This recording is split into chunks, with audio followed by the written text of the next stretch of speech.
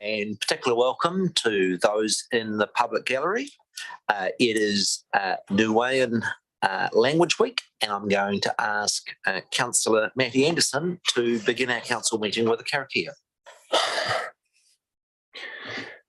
Thank you, Mayor. Manui Nāhu, blessed day. Karakia. Ko hau matula matua ha he langi. O le atoa matula ma matua, whawhanga mai kehe whata potopotanga nei hau motulu. Whakamonuina mai o motulu ki hako moe tonu e tu ngāhua ha koe hingo tapo ha isu kariso ko hau motula aiki. Amen. Amen. And that is, dear Lord, our Father in heaven, we ask you look down on our gathering here with your blessings that we may do and say what is right. In the name of our Saviour Jesus Christ, Amen. I'd just like to thank Council for allowing me the opportunity to open in my own language. So I do acknowledge that we do karakia associated with the different Pasifika languages celebrating their weeks, but for me personally, being able to speak my own language in this space is an honour. So thank you very much. Thank you, Councillor Anderson. And can I just thank councillors that were present yesterday for the Citizenship Award that I thought was particularly special in acknowledging the new Zealand citizens yesterday. A formal welcome to Stella Bloomfield, who's our youth councillor for the day. And if you need any bad advice, consult with Councillor Hodgson right next door to you.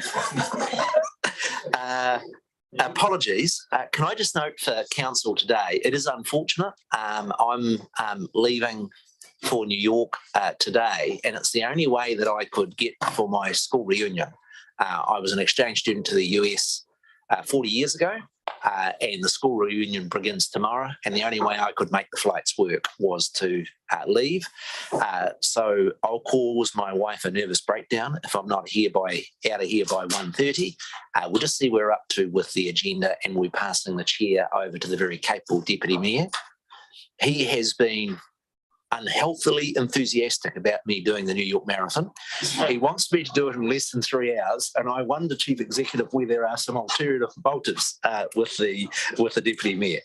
Quite seriously, I'm absolutely confident about this institution in the nearly 3 weeks that I'll be absent, and wish the Deputy Mayor well. I suspect it'll run far better than I'm here. Just need to resolve it. Sorry? Thanks, Councillor Skinner, for your confidence. Can I please register apology for early move, and would someone be prepared to move a acceptance of apology for my early departure? Thanks, Campbell Rollo. Seconded by Councillor Skinner. By the sound of it, would prefer I left even earlier, and I'll put that resolution for that apology. All those in favour, please say aye. Aye. The order of business, obviously the item of which I've done huge work on the storm damage is a priority, and as the chair of the task force that's been working with staff on that, we've altered the agenda, which I know is a little bit awkward for the public and the media, but just to enable to do that, to juggle the timetable. Are there any other issues about the confirmation of our order of business for today's council meeting? There's not. Are there any declarations of specific interests that relate to today's agenda from any councillors? Councillor Matty Anderson. Discussions around Saxton and advertising. Tomorrow night I'll be facilitating a discussion, and I will be bringing up that one of the questions is specifically relating to this kind of scenario. I'm facilitating a book talk between Guy Nespelin and Lotte Dan around big alcohol. Right. And we will be discussing. The perspective that I'd take, Councillor Anderson, is your facilitation of that discussion does not compromise your any position in any way. Good for you to tell us, just so we've got the cards on the table. But certainly my guidance to you as a councillor is that is not a conflict of interest. That is simply participating in an important public policy issue of what you've got issues. And in my view, it should not constrain you in any way from participating in the discussion on the Saxton Field item of agenda. Any other matters of personal interest that people wish to confirm in terms of today's agenda? That not being the case, then we move to the public forum, and I would like to invite the Nelson Attendance Services before council to present in public forum.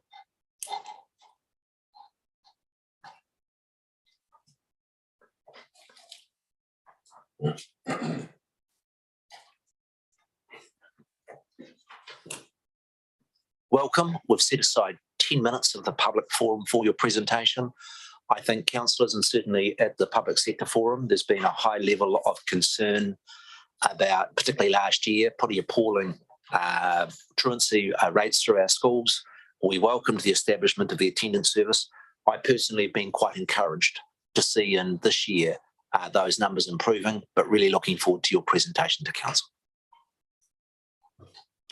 Kia ora te whānau, ko Mike Foster tukunga.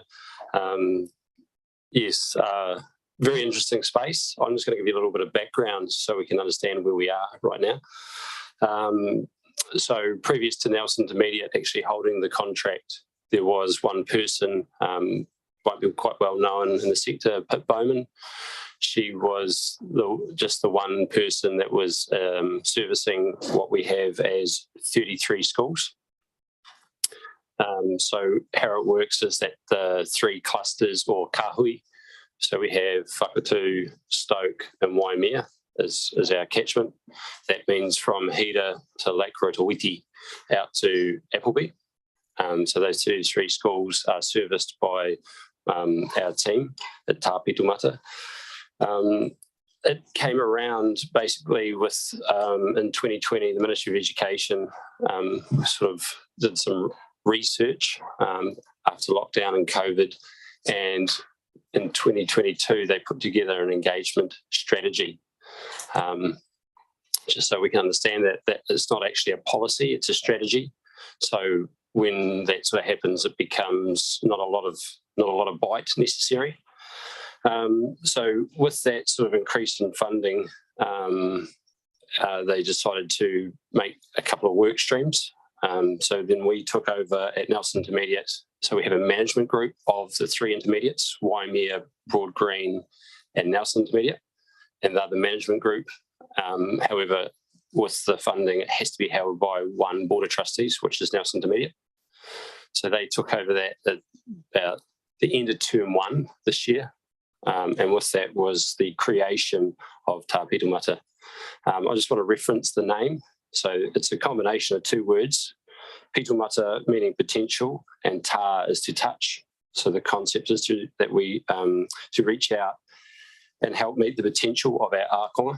So that's where the name comes from. It was a gift from someone who worked at Nelson Intermediate previously, Anthony DeTheri. So I'd just like to recognise that. So basically, we're structured it in 2 work streams. There is a total of what will be 7 of us. We have another wahine starting on Tuesday, which is really exciting for us. So these 2 work streams involve, the first one is the first 5, and they're advisors or kaiwhena. So the other ones that you will see in the community working with whānau, their prereq is basically 70% or less attendance. So they are called chronic. If you sort of work that out, say you're at school for 10 years, you're doing less than 7, which is, we know that where attainment and the socialisation of schools, what that does to our community. It's it is a real must. So that's our first sort of 5, and they work with the whānau. It's normally very highly complex cases. You are looking at multiple social service agencies, and this is a big reason why I'm sort of sitting in front of you, is that we are tapping into a lot of our NGOs, and they're funded, whether they're council or iwi based or even some of our agency based funds, and we try to get alongside them so that they can support these whānau. We'll talk about some of the issues around that in a moment. The second part is the other part of the roles is the large funding dropped that was put in to support some of the schoolwork or the strategy base that we put out in 2022. So that is, there is myself as the manager, but I also do that role. I have 15 years education experience. And I have another co-worker who's in the gallery today, Dale, who has done a lot of alternative of education services and health, and so we're a bit of a duo. Our sort of mahi is basically to work with kura to support them in their processes and how it lands in that space. It's also to make sure that there is iwi and hapu representation happening in that space, and any other major agencies. So that's why we're actually called engagement facilitators, because it's about engaging the students.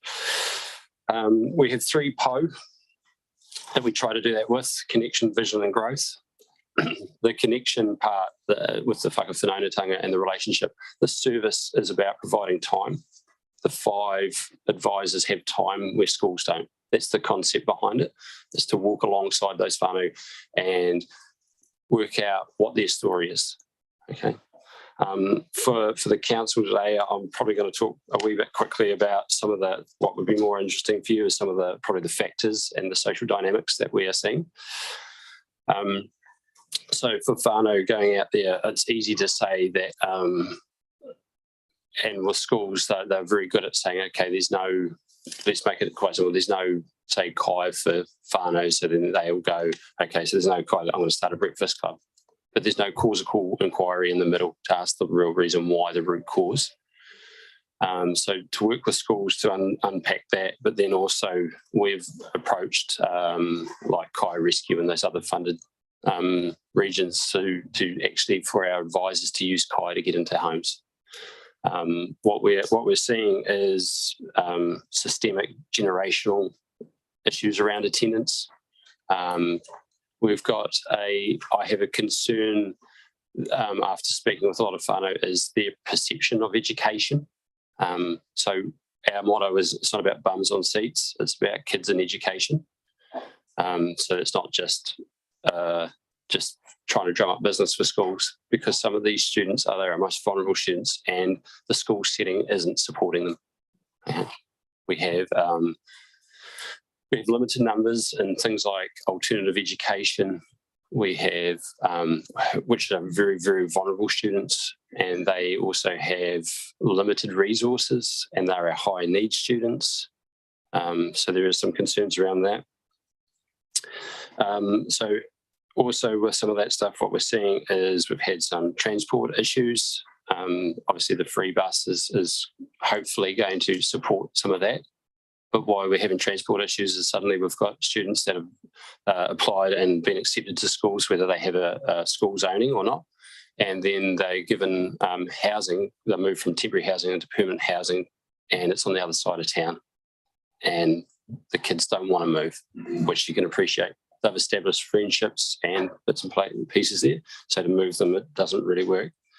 A lot of, obviously costing is a big one, and the word around safety, and some of that safety is again goes back to those perceptions. We've got a real mix of a group of people that are sitting there where they, through COVID, managed to educate their students or see their child's education, and while that was putting a sticky plaster on a gaping wound, they have come out with the concept that they are able to do it themselves.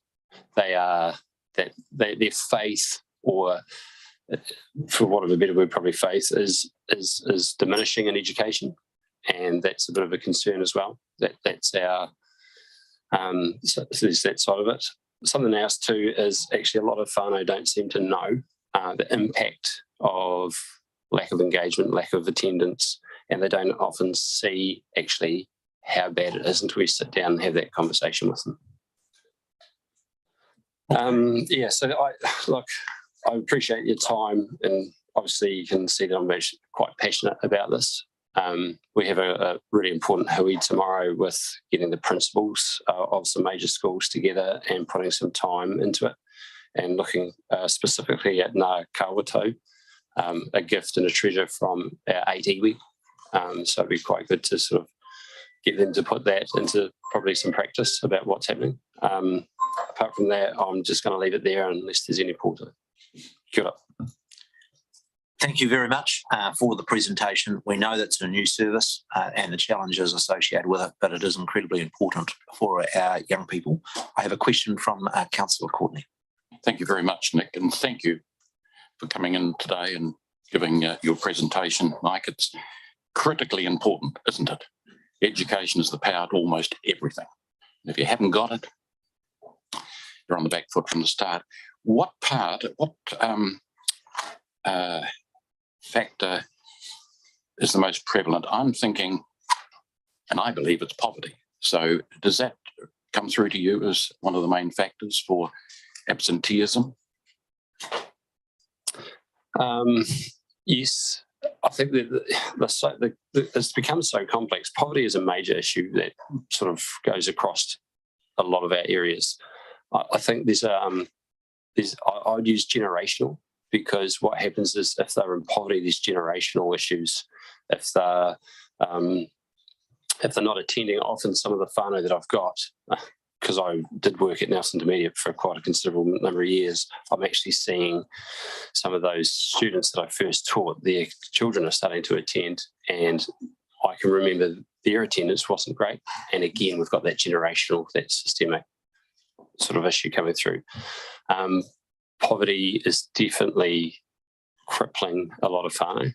And even as far as uniform, I don't know, you sort of go to put some uniform together, and the costing of the uniform and the systems around it are very expensive. Schools won't hold, I can understand this from schools' perspective, they will not hold the uniform because it's, like a retailer. Now they want to do it online. They're sitting there with dead stock. They've got to move it if they have anything change. And I think some schools need to look at their fabrics. We've got very set ideas that certain fabrics is what they should be made of, but realistically, we need sustainable, manageable, cost-effective fabrics as well. So yes, I do believe poverty is playing an issue, because money, unfortunately, grapples into a lot of sectors that you see there. Thank you. Councillor Sanson, then Councillor Skinner. Kia ora, thanks, Minik. Kia ora, Mike, and I think Dale, was it? Yeah, kia ora, Dale, thanks. Really appreciated that. It's really great to hear what a holistic approach the service is taking. I'm interested in whether there's kind of conversations happening around increasing capacity for alternative education. I know, for example, we have Youth Nelson. There's never enough spaces for the kids who would benefit from that. And I just wondered whether your organisation is talking with principals and the other schools around what the needs might be and what that might look like, and whether there's, do you see any way in which council can support the outcomes that so that's probably two questions. One around alternative education, and then how can council help with what you're doing? Okay, so old education, there's some people struggle with that word as well, like it's alternative education, it's still education, but it's actually education that needs to be adapted for students. In that capacity, the Ministry of Education, in terms of a national level, did quite a massive piece of research, and it has been regarded as the most underfunded need across New Zealand. Because if you think about the students that are going there, unfortunately are often excluded from schools. It's a really bizarre funding model and way it works, because again, it has to have a host school, and then they choose in bits and pieces who goes in. The incredible underfundedness means they often don't have a fully registered teacher that is in front of them. Often their facilities are quite shabby, if you will, because they're funded quite differently. I think there's some good models around New Zealand of alternative education, and I know Waimea has their own version, because obviously it's sort of becomes sort of area based, and I know that that's had some major success. So yes, I do have a lot of concerns, and I'm forever banging on about alternative education being improved for our rangatahi, especially in Whakatū. In terms of the council support, I'd just like to have a little moment to say the work that someone like Kim is doing at Nayland with some other students is to make sure that they sort of stay engaged in school and they have a pathway. We're funded to run 6 to 16-year-olds. And so at that point, once they turn 16, they can actually turn around and go, I'm done, which is really hard. So, I mean, as you know, community-minded folk that we try and send them to something like Workbridge or something to try and build a capacity so that they can engage in the community, because that's what basically what we want. To be really blunt, if you sort of put it, we want all our students to prosper and do well, but they're likely to be your next door neighbour, and you'd love to be able to just go over and have a cup of tea and have a conversation. So for everybody to be successful is really important. So that's sort of, yeah.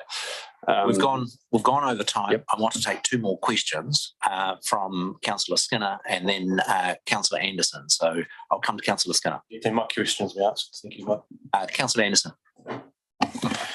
Yeah, Councillor Sanson stole my questions. Hey, I've been looking at Ngā Kawata. I think it's very exciting stuff. So, and really appreciate you helping shift the lens here just a little bit. And kia ora, Dale, there's 2 seats down here, bro.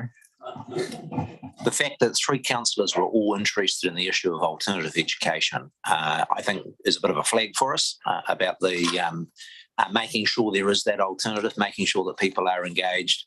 Really appreciate the work that's going. Am encouraged that the figures this year have improved hugely from 2022, but the council wants to remain engaged in supporting your attendance services, both for the benefit of the children that are there and making sure they're in school, but also we know from the national picture where we've got kids that aren't engaged in school, that compounds itself in other social issues that end up on the council's plate. So I appreciate both of your work.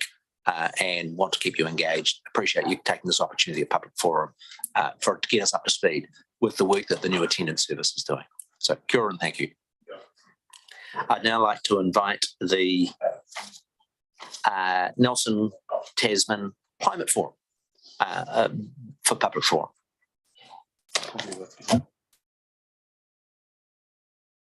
Just a heads up, I wish all earthquakes were this way.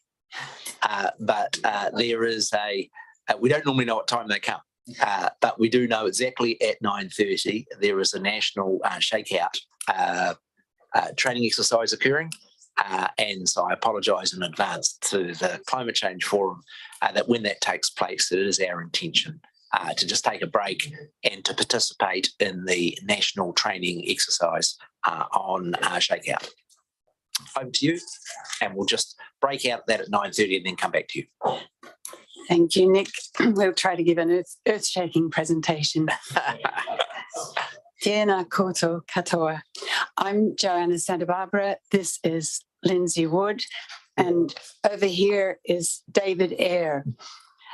And note that halfway through, one of us will have a change of role. So we 3 have been wrestling with the question of how fast does Nelson need to decarbonise. The opportunity to speak to you today is pretty important to us because,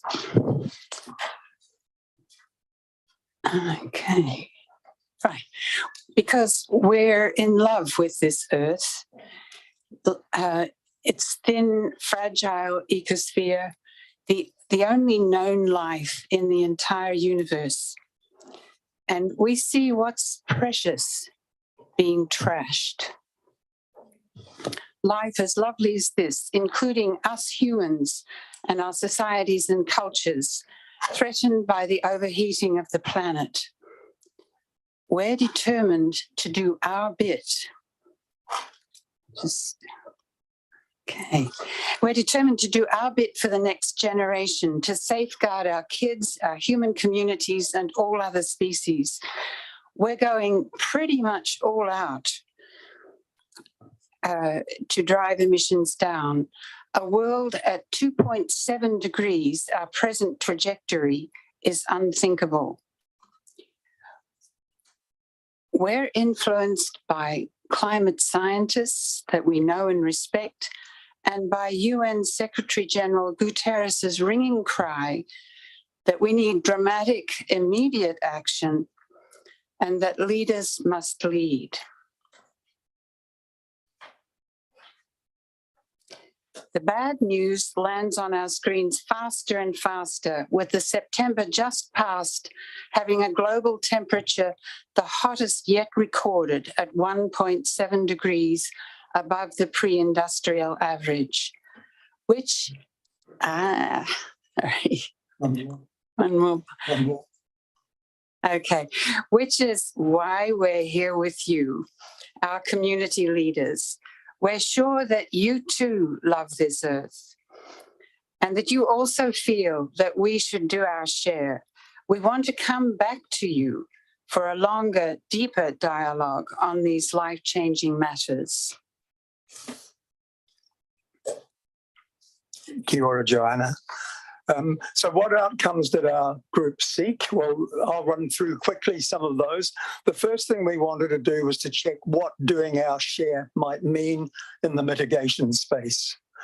We wanted to determine from that the scale and speed of decarbonisation we might be looking at to give a bit of a package. We felt we needed to validate our results, and we did that with various specialists, including running them past the scientists at the Climate Change Commission.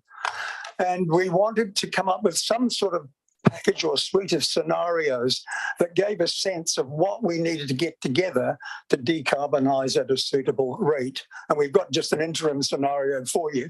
This was just a snapshot at the very back of our slide presentation. There are a few geeky slides for those that are interested, and we'll share more detail if you wish.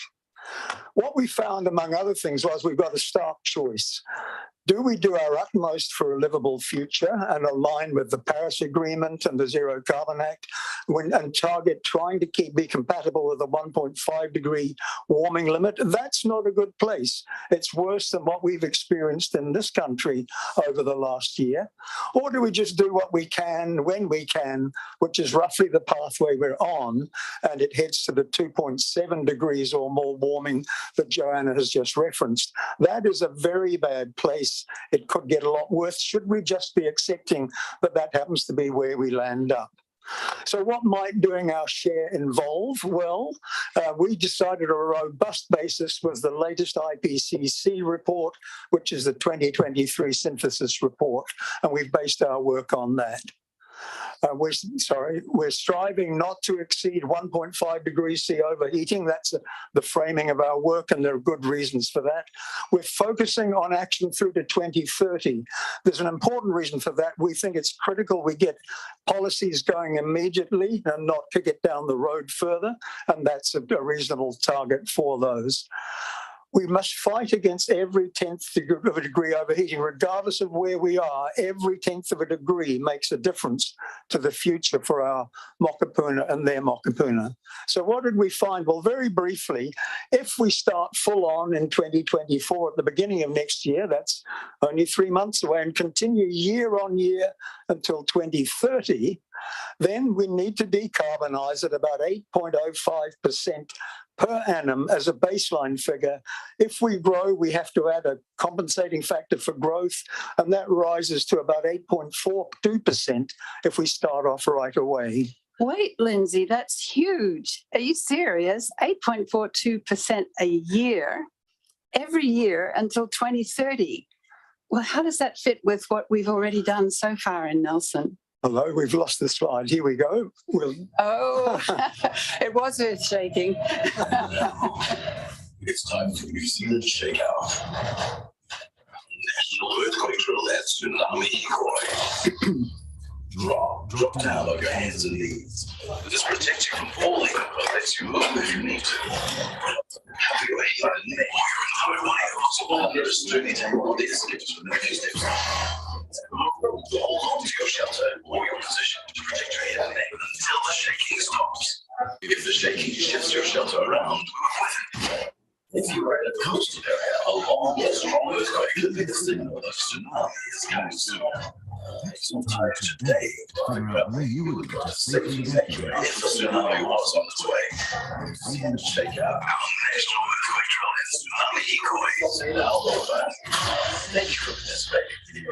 Check out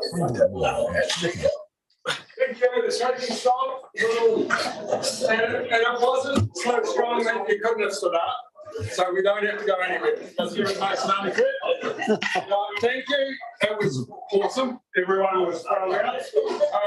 Now, and just a reminder, there is an alternative for people who really struggle to get down or to get back up again, and that is sit, cover and hold is an alternative position as well. But everyone was down under their desk and got cover and hold. Awesome. Thank you. I'll leave you. Thank you. Thank you. I apologise for the interruption. We're Kia ora, Mayor Nick. We're That's five in, you've got no five. problem. It's important. So may we start this slide over again?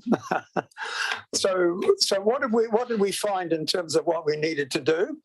Well, if we start full on at the beginning of next year and just a couple of months away and continue at this rate every year until the end of 2030, we need to decarbonise at 8.05% per annum as a baseline figure, to which we need to add a growth factor, which in the case of Nelson brings us up to 8.42% per annum. So that's absolutely huge. And how does that compare with what we've done before?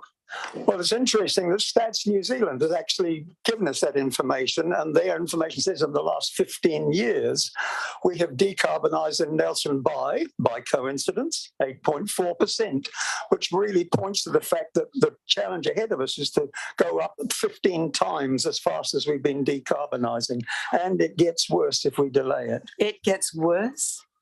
Yes, part of our study is to look at how quickly it gets worse, and that's a chart that each column represents the rate at which we have to keep decarbonising depending on the year we start. So if we look, for example, at where we are now, there's the 8.05% I've just mentioned, plus growth. We have to keep going at that rate every year to 2030. If we had started when we declared a climate emergency, that would have only been 5.2%. I say only, it's still a big challenge. But wait for it. If we just delay 2 more years, it climbs 40% to about over 11% per annum to decarbonise fast enough. That's really terrible. What does 8.42% look like on the ground, say, in transport? I don't think it's an accident you've chosen transport, Joanna. That's a snapshot from Nelson's own greenhouse gas inventory. Our study looked at non-methane gases, so if we take them out of it, we're still left with a lot of emissions to deal with, and no surprise, transport is the very big one. So we've got an interim scenario of how we might look at decarbonising our private transport. Yay for the blue buses, first of all, that's the bus map. A lot more well-patronised e-buses as part of the equation. I mean a lot more. We can talk about that if you wish. Plus, this is not one or the other. These have to roll together. A modest reduction in single occupancy car journeys. I think we should flag that as a key strategy, which I'll talk about if you like. A substantial shift to an EV fleet. There is part of the strategy, plus a whole lot of other active transport modes, biking, walking to school, plus things like 4-day weeks and so on. The percentages you have there make it seem scarcely possible. I wonder if people won't go along with changes that big. I think it's important that people realise that we're looking at a choice as to how hard we got. It is very difficult, but we do really have to. This is the same slide I showed you before. Are we going to go hard out to do what we must do and to try and minimise the future problems, or are we going to stay in the mode we've been in, which is really heading for a more problematic space? And if we say we can't do it? Well, I think can't. I'd like to say won't. I think I mentioned it's a choice, and it's really a matter of what we will wind up. And I think the public need to be well aware that we're making choices in this space as well. And I don't think the public is well aware. That's not a criticism of council. Yeah. Well, I think you've got councils like ours between a rock and a hard place, Lindsay. Yes, it's not only the councils. It's hard for everybody, but I think the councils have a leading message if you look up there. true. Those functions really do seem relevant and hopeful, in fact. And we have to clearly talk together to make what's necessary politically feasible. And that's it, folks. We're between the rock of politically challenging urgent actions to keep below 1.5 degrees and the hard place of unthinkable future temperatures if we move at a rate that is currently seems politically feasible. We want to come back to you soon for a longer, deeper dialogue about what's needed to close that gap and inspire other regions to do the same. One thing we're sure is needed is a big thrust to increase public understanding of climate change and necessary urgent action. And we'd like to see serious funding in the long-term plan for that. Thanks. Okay, we've used up all the time. Are there any urgent, pertinent questions with the full agenda we've got today? Councillor Stallard, who's chairing our Climate Change Task Force. Thanks, Minik, and thank you for the presentation. So the obvious outcomes we need to achieve any kind of targets in terms of, for example, reducing kilometres travelled in single occupancy vehicles. So that's an aspiration. Has the forum given any thought to actual policies that will achieve that? Yes, thanks, Councillor Stallard. There are a lot of policies used around the world. They generally involve disincentives for people to drive vehicles. So, for example, other parts of New Zealand have what they call T2 or T3 lanes, where if you have people in your car with you, you get a faster ride through traffic lights and on arterials. There are things like, London's had its congestion tax, Stockholm has got tolls on the main access ways, and Hamburg, for example, restricts the parking progressively. They reduce parking. If we were to reduce the inner city parking, we've got about 4,000 parks. If we targeted reducing them to 2,000 by, say, 2030, then that would be another disincentive, or put them further out, or make inner parks favourable for EVs. Then, there are a number of strategies in there, of which those are just a few. But get people out of their single occupancy cars would be a real game changer we could do quickly. Kia ora. Okay, thank you again for your presentation, and we look forward to the ongoing dialogue with your forum. Kia ora, and good luck in New York on the marathon there, Nick. Thank you. I'd now like to invite Harry Pearson for public forum. We have 5 minutes as an individual, is our standing orders, Harry. You know the drill. Welcome and kia ora.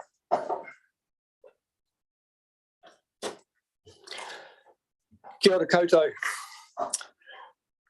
Good morning, everyone. I'm Harry Pearson, and my presentation this morning is about public perception and expectation of council and councillors.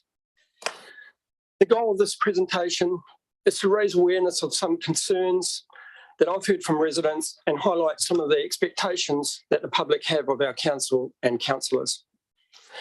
I'm not here to criticise, upset or offend anyone, so I'd like to apologise in advance if that should happen, as that's not my intention.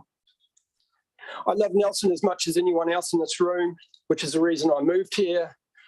I established a business here and ran for council, and then this winter bought and planted over 700 native trees, which I planted on the Tooranui Hills. We as residents need each and every one of you. We depend on you to make good decisions for the overall good of our community for now and for the future. So we want to have faith and trust in you and the decisions that you make on our behalf. As for our expectations, we have voted you in to read and analyse documents so that we don't have to. Essentially, we need each of you doing your own due diligence on matters before you vote on them. You've been employed to represent our community, the ones that reside here now, and have voted you to be their representative, and not a political party or people who may or may not move to our city. So please focus on what is best for our community and for those within our community, and do not let your voting be influenced by personal feelings towards other councillors or the mayor, or by political or personal agendas. Whilst we want you to consider the advice of other councillors, our mayor and council staff, we do not want you to just follow what other councillors or even the mayor are encouraging you to do, as you should each have an independent voice. Fortunately, I've been pleased to witness some independent thinking, so thanks for that. Essentially, as the LG&Z states, elected members are required to recognise and consider the views of all residents and ratepayers in their council when they make decisions. And they must have an open mind with no bias. So as for some concerns that the community have, unfortunately, there is a lot of community distrust and lack of confidence in the council and councillors, and I'd love to see this turned around. One of the main issues seems to be a lack of public consultation on major issues and large investments. We are also concerned that councillors are speaking and voting on matters that they have a financial interest in or will gain financially from.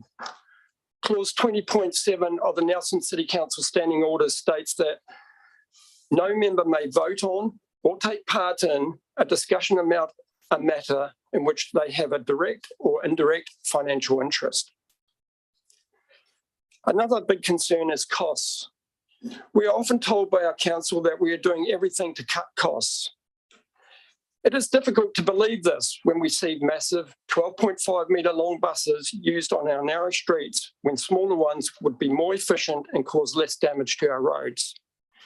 Instead, we are told that, and I quote from Al Nelson, it was anticipated that some maintenance and or strengthening of underlying pavements would be required across the network as the buses started driving along the new routes.